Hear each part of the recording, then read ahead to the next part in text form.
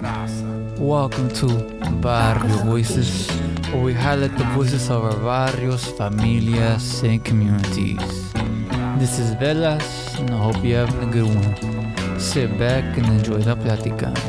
Órale. Now, welcome back to another great episode of Varrios Voices. I hope that y'all are having a wonderful day. Today, we're featuring a very special guest. His name is Hector. He's from Homeboy Industries. And I know that most of y'all know Homeboy Industries, and I want y'all to get this unique perspective of what it is to be part of Homeboy Industries. He goes to really stress the fact that it's really important to heal ourselves before we go on to heal our communities.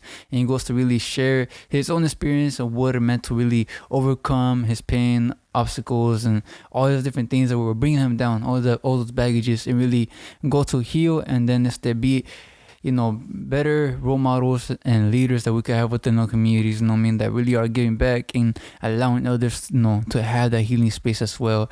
And so, make sure that y'all go ahead and support Homeboy Industries with everything that they got going on, and y'all make sure that y'all allow Ether to bring some healing to your life as well. So go ahead, DJ Velas, and hit the rolla. Órale. There you go. So yeah, welcome to our voice and Barrio Voices. I appreciate having you on, and especially your time and tu paciencia y todo, and everything that you're doing within the community. And just for the folks that are tuning in and getting to know who you are, do you mind describing who you are and what the role is that you have within the community? Sure. So my name is Hector Verdugo, and I grew up in Ramona Gardens housing projects in Boyle Heights in Los Angeles. In my role in the community now is completely different from when probably about 20 years ago, that I would say about 20 years ago, the way I was before. And the way I was before was, I'll just start from the beginning. As a child, born into, with my twin brother, born into, a chaotic life. Mom was on heroin. Father died of a overdose a week before my brother and I were born. And so, earliest memories are my mom being with another dude and her getting her butt kicked in front of us. Violence. That violence spilled over to my brothers and I.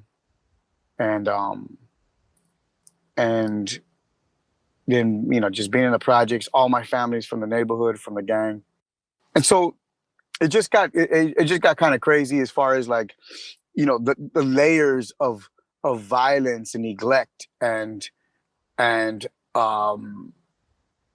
neglect affects the mind seriously, where you kind of give up hope at a certain age.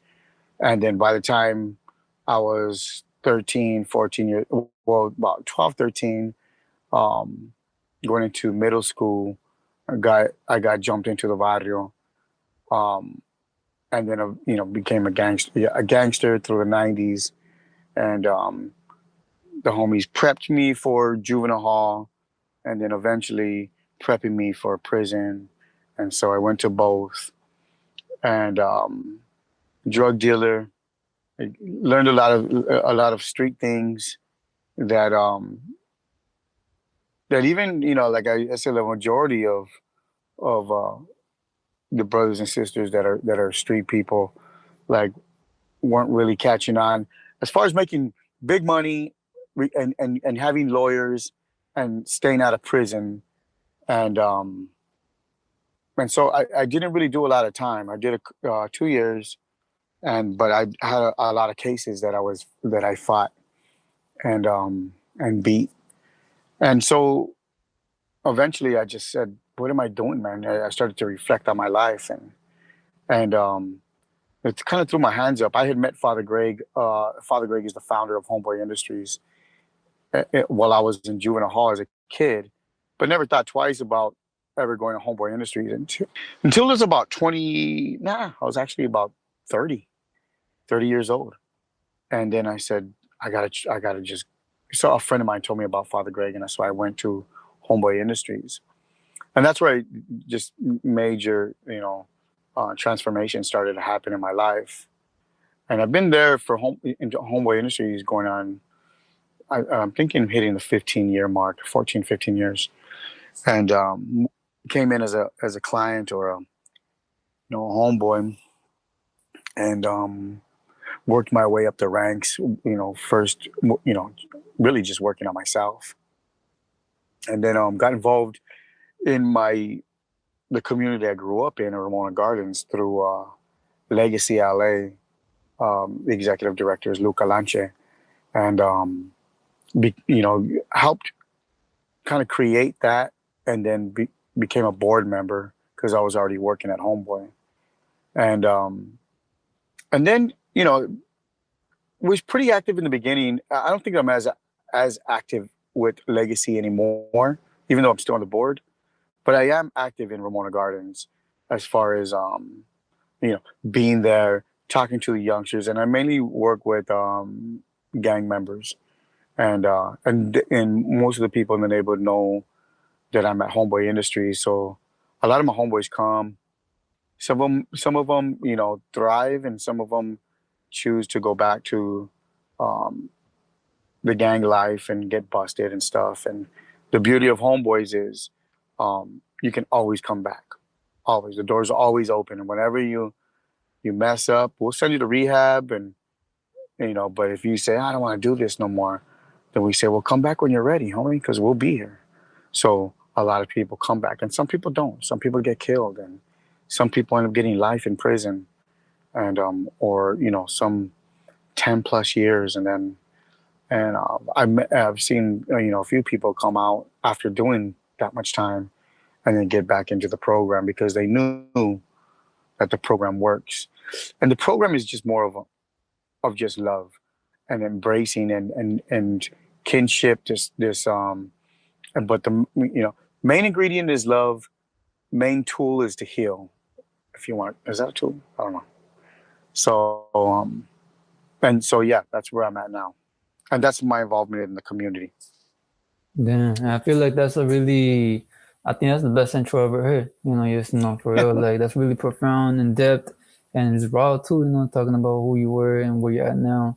And I think Mm. you highlighted some good points, and I think the tool of healing really gets us to really be able to focus on like what's next. How can we better our community now that we have fixed ourselves, or even like just healed ourselves from our traumas and everything, our wrongdoings, that we're able to get back to the community. And I think you embodied that pretty well. But before we go on Mm. into any other further topic, you did mention Father Greg, and I think that, I mean, to me, like, I understand who he is, and but some other folks that are tuning in may not. So to give him a brief introduction to who Father Greg is, do you mind just introducing, what role you play in your life, or just a little bit about him in general? Yeah, sure, please. Um, Father Greg is such a unique individual that I met again when I was in juvenile hall, and he's a white dude, an Irish man. Grew up in Los Angeles. Grew up in, I would say, a very nice neighborhood. Um, Mom and dad and brothers and sisters, big family. I met his mom before she passed. His father had passed before I came into the picture of Homeboys, and his brothers and sisters. And so here this family is the Boyles. I'm gonna give you the best way I could try to remember everything. Father Greg was, a cool ass kid that really that did crazy things. I heard a story of him, you know, finding a dead bird and burying it and doing a little mass for it or something when I was a kid. And then from some of the stories of him going to college and just regular kid stuff. I mean, regular young man stuff. And he found himself surrounded by Jesuits, and he says that he loved the way they wanted to laugh and loved the way they loved and had community with each other. And he says, I'll have what they're having. So he entered into that sector of Catholicism and the Jesuits, and and the Society of Jesus, and I believe that like some of the stuff that I hear about the Jesuits are. I'm not a Catholic myself, but I'm interested because I love this dude, Father Greg, and so I want to know more. What are the Jesuits? And so like there's a saying that I think Saint Ignatius or Loyola, something like go amongst the world and preach the gospels, and if you have to, speak. So it's about pure action. It's about um, pure love. And Father Greg went to Bolivia. They sent him to Bolivia. The church sent him, and he just really really poor communities. I've read stories of him going to an island off of Mexico, in the country of Mexico, but an island where they kept prisoners, and he was with the prisoners, and then he came to LA, and he asked to be in the poorest parish in Los Angeles, and so they sent him to Boyle Heights, the Dolores Mission Church, and that was in the middle of these huge projects, housing projects that had like 8 barrios inside of them. One of them was a Crip neighborhood, and all these other Chicano neighborhoods that were it was chaos. I'm from the projects, Ramona Gardens, and it's dominated by one gang. So where he was at, 8 gangs in a huge like cluster of of like about, I think it's 3 projects, housing projects, kind of together, and one of the largest housing projects west of the Mississippi at the time. They're knocked down now. Most of them are knocked down now. So and Father Greg he's a different type of dude. Like he would talk about like, yeah, going to church, to his church, Dolores Mission, and all the Mexicanos will come in, the viejitos and the viejitas, like just real Catholics, and he was a young dude, and he thought different, and he was, I'm sure like listening to the shootings outside, listening to the parents, asking for prayers for their kids, they're gangsters. And then he says something like, what am I supposed to do? I know what he says, I know what I'm supposed to do on Sunday, do church, but what do I do for the rest of the days? So he just said, screw this. I'm getting out of the church. I'm gonna go with the people. So he started cruising around. He had a beach cruiser, and he started like seeing the gangsters, out there, and started to get to know them. And so when he started to get to know the gangsters, and you know that he started to like love them, and start to see that obviously that these are not bad kids. They do bad stuff, but they're not bad kids. They're in like bad circumstances, and he just wanted to, how can I help? And just straight up asking him, what could I do? And you guys don't go to school. You guys sell crack. Don't you guys want to go to school? Rival gangs and stuff. So he started. So he says the kids were like, "No, man, we can't go to that school. That school I got kicked out of fighting or whatever." So he made a school inside the church. And then, what about jobs? How can I get you to stop selling drugs? Well, we need jobs. So he tried to get the factories around the projects to give the guys jobs, but no one would hire the guys. So he said, well, let's make up jobs. So he started paying them out of his, you know, um, silly salary, from his own. And then, the riots happened, the LA riots, and this this Hollywood producer, talked to Father Greg because they started doing stories on Father Greg, and started the media. And I remember when I was a kid, I seen the media, like I would look at the news and I seen Father Greg, and I remember he was also having problems within the church, the Catholic Church. He was getting too popular and he was getting too like radical, and so they pulled him out of the church.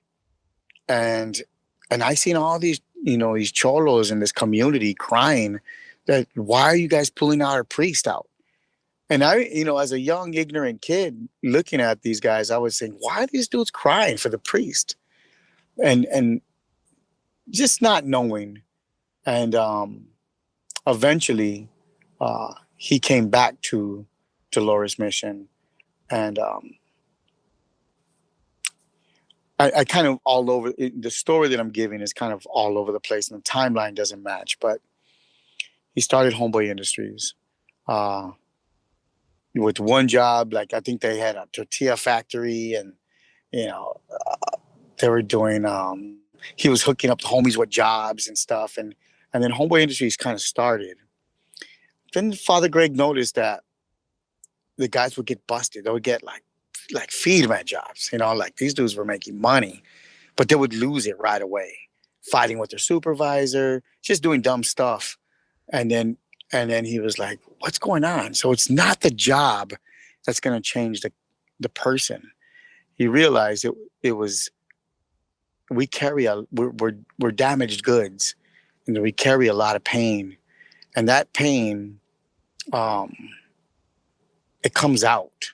We stuff it down, and and and that pain comes out whether through drugs, through violence, through sex, through just uh, these ways of coming out of you, and the only way to get through the pain was actually through the pain. You have to, um, how could I say, love. You have to heal. You have to cry. Oh, that's what it is. You just have to go through the pain where I'm trying to go back to my pain, and my pain was actually talking about it. I mean, for me, it was actually writing about it, and going through the emotions. I remember coming to Homeboy Industries for myself, and I started writing about my life because I did a creative writing class at Homeboy Industries. And while I was there in the beginning, I was writing about my life, and then this emotion came up, like I wanted to cry. So I said, "Ora!" So I stopped. Like I'm not gonna cry. That's crazy.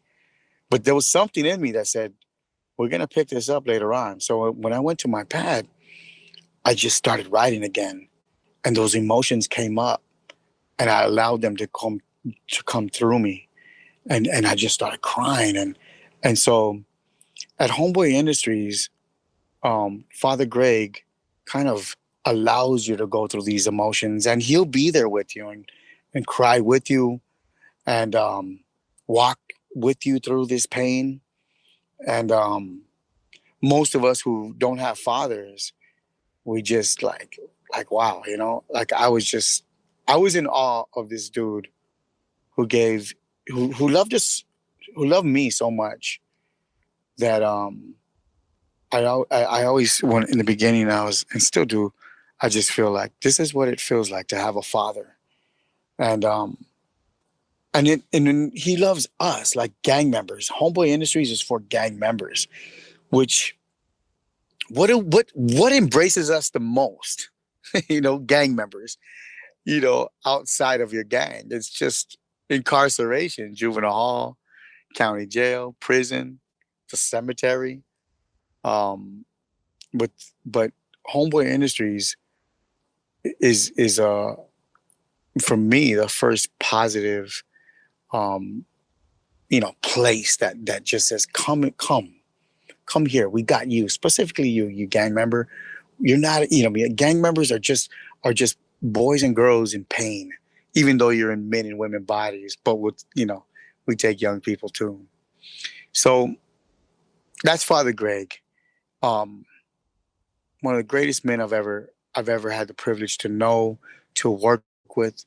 He's my mentor, and not just me. I would say thousands of other brothers and sisters. And personally, I've never met anybody who had so much love. Never met anybody that had so much love, so much patience, such a generous person, and and then like not fake at all. You try to give him a gift or give him like something. He'll take your gift and give it to another homie. So you got to watch out with that, unless it's whiskey, dog. No, I'm just kidding. No, that's hella cool. I think again that's a unique story, right? Of him as an individual. Like I never knew that you would around a cruiser like that, a beach Yeah. cruiser. So those stories again tells you how personable, approachable, and also how trusting he was within the community. And I Yeah. think one of the, like you said earlier, one of the key tools was the healing part, right? And I think that was really smart for for Homeboys Industries as a collective to equip everybody with that tool of healing, right? Because and then like how you share within your story, right? Once you hear yourself, once you let down those tears and you just become more cross that pain, once they overcome the obstacle, you're able to get back to your community as you are right now. And I think it's really remarkable in the way that you facilitate that through your life, right? Given the obstacles they have to face, and even now, right, there's still obstacles that we have to go through on the daily. And so Yeah. given that, it's the what are some things that you have to like to give us a little more of an insight of the healing part, right? What are some things you have to um experience in order to realize that you're meant to be a leader within the community, that you're meant to that you are a leader, más bien, I mean that was always within you, right? But it took for you to dig in with for a little bit, to really understand that. Well, let me see. You know, I didn't come in to Homeboy Industries to lead or to be in any position of leadership. I just came in really just to work on myself. I knew that there was something that wasn't normal as I tried to be a normal person. I thought like, oh, all right, I'll just stop drug dealing and get out of this life, go get a job and be a regular dude. So I tried that and then I found myself like this guy with a chip on his shoulder. But when you're surrounded by men and women with chips on their shoulder, this is normal. You know, don't disrespect me or, you know, I give you a knuckle sandwich, or, we're gonna get into, some kind of violent situation, whether it be with, weapons and all that stuff. But then when you go to a regular world and somebody talks to you like your supervisor, like, hey, he snaps his fingers and says, get over there with authority, it kind of, you snap back like, hey, don't ever talk to me. Like, what's wrong with you? You ain't pop, pop, pop. Next thing you know, you're sucking somebody up. Um, and that, like kind of, that starts to happen. Um, and you're thinking, like, what's wrong with me? People say, well, that's not normal. Maybe not in your world. It's normal in mine. And then, if you really think and reflect, you're just like, oh shit, this is not normal. I do have a temper. That's a pretty bad temper. Like, okay, this is a problem. So coming into Homeboy, and even then coming into Homeboy, you look and as an individual, you walk in and you kind of look around and you're surrounded by like dudes from different barrios and everyone's tatted up and it's a very familiar surrounding, you know what I mean? Like it's like you're in the joint or something. But and then you see there's some dudes when I went in uh like bullshitting, not really with it. And they're, just not don't have the courage, I would say, to face their pain. So as a kid who doesn't know how to read, but yet still in the classroom, what does he do? He starts making jokes and messes around and he's just like, but he's there. And I would see that with some of the guys, at Homeboy. But then I would look at some other dudes that would come in and be like, no, man. I would see how serious they were about their own selves, about healing and taking care of themselves. So I just observe, watch the way they would act, and watch the results of their actions. And obviously, the ones that were messing around were stagnant right there, and they would get busted again, or they would find themselves in situations where I didn't want to find myself in a situation like that. Hell no. But the other guys, I would watch them and I would watch them like get blessed and stuff. And I've always been, I've always believed in God. I've always prayed to Jesus. I was never holy though. You know what I mean? Like, we, oh God, get me out of this one. That type of deal. But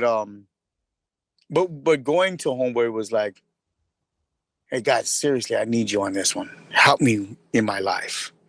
And then little things started to happen to me going to Homeboys. And then while you're in there, he's like, guide me. Yeah, I need wisdom through this because show me things, show me signs. And then it was like, well, look at this and look at that. Like what I just said, look at this guy, look at that. Where do you want to go? Well, I want the guy who with the blessings. Well, he's working on himself. So do that. Okay, feed him. I'm gonna start doing that. So then I started to really like get into the healing part. And then people would look at me and say like, oh man, you're doing it. And they would kind of follow a little bit of me a little bit. And come on, homie. And next thing you know, you start to open up to the brothers and sisters around you. And then little by little, it just kind of, there was a few of us that kind of rose. And then when we moved from our old building on First Street in Boyle Heights to where we're at now in Chinatown, there was a lot of room for leadership, growth, leadership. And, Hector, like Father Greg said, do you want to be a navigator? You want to help brothers and sisters and, officially. And I was like, hell yeah, that'd be great. Sure. And so I started kind of stepping up, in the ranks of Homeboy.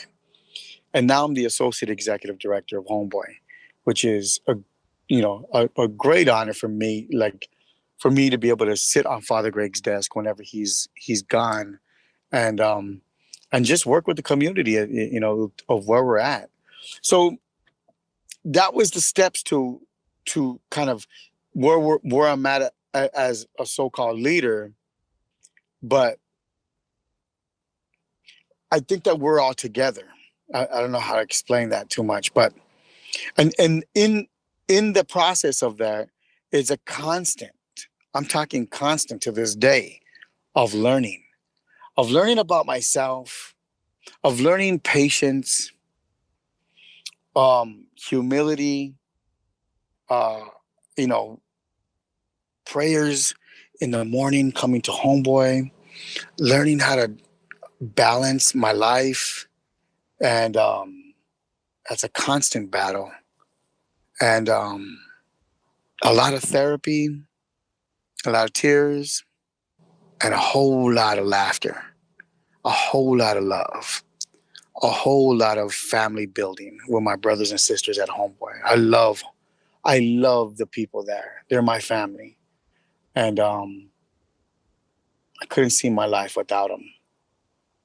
And it's just community, true community at Homeboy Industries. Does that explain anything? No, man, this means a lot, I gotta say. But yeah, like I feel like again, when you go to detail your journey, right? That healing has always been part of it, right? And I think one thing that you said that really stood out to me was when you said, "Oh, there must be something wrong with me," right? But because it's not their normal, but it's our normal, right? And I Yeah. remember también myself when I was going to therapy too, when I was doing my own healing, right? And the healing is an ongoing journey, right? But for Right. myself, back in the day when I was dealing with a lot more traumas and everything, right? It was the homegirl too. She was also from Boy House too, the counselor, and she told me too is that it's not that something's wrong with us, but what is wrong is the systems that put us in that place. You know what I mean?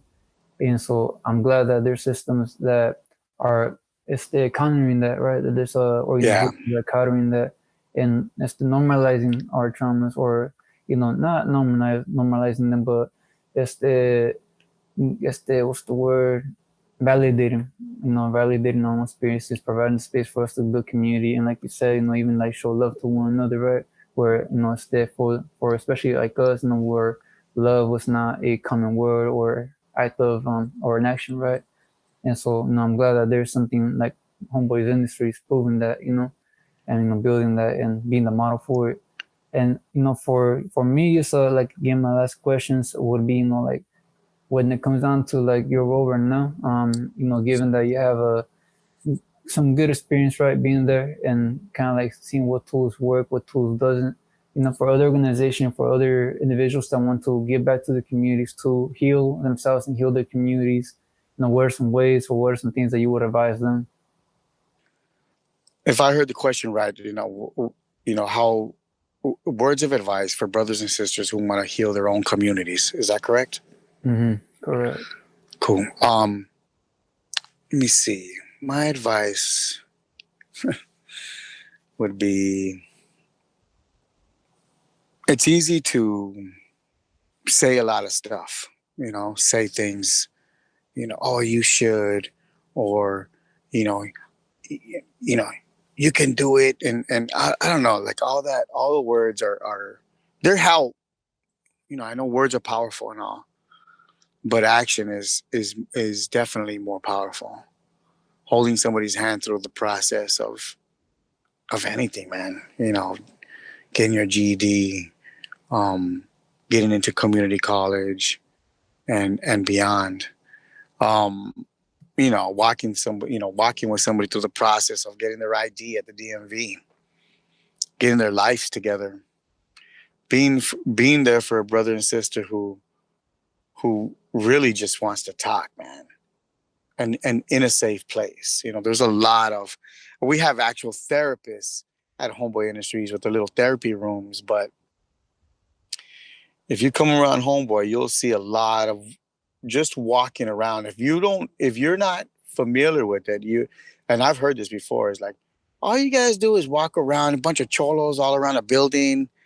And I laugh, it's like, that's an easy judgment of what a person is saying, to say that somebody's just walking around. But actually what's going on is, those people walking around are talking, and it's made that way. And the navigator is a former gang member who came through Homeboy Industries, graduated the program, was handpicked to stay so they can walk with brothers and sisters and create the conversations and create the relationship, so we can be able to express ourselves and the confidence to pull out the shit that needs to get out. So um in this type of model, if you will, should be, not should be, but can help community members to help the community. You know, so being that ear, having that patience, breaking bread, simply going and having a burger with somebody and encouraging them, talking to them, and creating that relationship of that trusted relationship of just love, of seeing each other. Um, I think Father Gray would call that kinship, radical kinship, radical kinship. When I think of that, I think of, because there's a the more traumatic experiences that a person has. This is just my opinion, and I'm not a doctor, but I've been around for a little while. I've noticed, first with my family and then in the community of homeboys, the more traumatic stuff a person has been through, the the the obviously the harder. Well, maybe it's not obvious, but the harder that they are, and the thicker the walls around their heart. So it takes a while to penetrate those walls, to say, and in that trying to penetrate those walls is that person will curse at you, will do things to piss you off and to see if you're fake or not. And radical kinship is that that that love to say, I don't care what you do to me, I'm gonna love you anyway. And eventually, those walls crumble. And it it takes a lot for a lot of hardcore dudes and women, but I've watched it happen. And if I would not have seen what I've seen the years that I've been at Homeboy, I would say you're wasting your time. But I've learned that that's a lie. You're not wasting your time, and every life matters. And and I think that's what it takes to help heal the community. And I don't think that everybody could do that. I think that you know, I don't know, man. I think, well, maybe they could. I don't know, man. But it takes a lot. It takes a lot for me to learn patience and love, and that's where I have to be open and for the Spirit to guide me, and that I ask for guidance, and that I'm open for the guidance, and Father Greg would say that thick-headed homie can be your best teacher. I believe that too. Every word you say, man, is like making me reflect. It really does. I feel like used to initiate some of my reflections, or used to share some of those reflections. You were saying about how like the hardest shell, right? The person with the hardest shell could be your greatest teacher. It makes me reflect on the times that I was volunteering at the juvenile hall, right? And some of those folks there were testing my patience. I was there with love, trying to do something for them. And so like now you're making me reflect on those moments and those scenarios and the things that they taught me, that the ways that I could even done better, right? Because we're not perfect. We're not perfect when it comes down to leadership or anything. But we're there, right? The corazón is what really matters, and you come to show that in a great way. But yeah, like that was my last question. But I do definitely want to open up the platform. If you do have any other words that you want to leave with the listeners, any other things that you want to say, any last comments, or even if you have any questions for myself, there's a space for you to take on the mic. Hey, that sounds feed, man. For your listeners, anybody find their way to Los Angeles, I would encourage them to come and visit Homeboy Industries. Right now is not a good time just because of the COVID stuff, and we have only so many people in the building and stuff like that. But once we get over this battle, I would love for people to come check it out and to mention this podcast and say, hey, man, I heard you on this podcast, and then we could connect and maybe have a few words, maybe even have a coffee or break bread. But I appreciate what you're doing, homie, for the community, and let's do our best to be I don't know, light in the community, if you want to call it that. But just to love each other. This world needs love, period. And we could get over all this bullshit that separates us, and be one community. So I really appreciate you having me on your podcast, and I hope let me know what the comments are like and stuff, so I could either respond or just to check things out, man. See what it's about.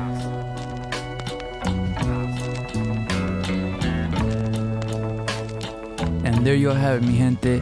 And like Hector said, if you all go to LA anytime, make sure that y'all go stop by at Homeboys Industries. There's always welcoming, they're always showing love. And talking about showing love, make sure that y'all hit the 5 stars, like button, subscribe. Make sure that you share this episode with others so everybody else could hear the voices of our own Varrios, you know what I mean? And besides that, if you want to continue supporting, make sure that y'all go to patreon.com/VarrioVoices and get early access to episodes that are going to be out there, you know what I mean? And so with all that, I want to say muchas gracias. Y'all been in tune to Varrio Voices, where we highlight the voices of our barrios, familias, and communities. This is Velas, and to you all, much love, cuídense. Órale.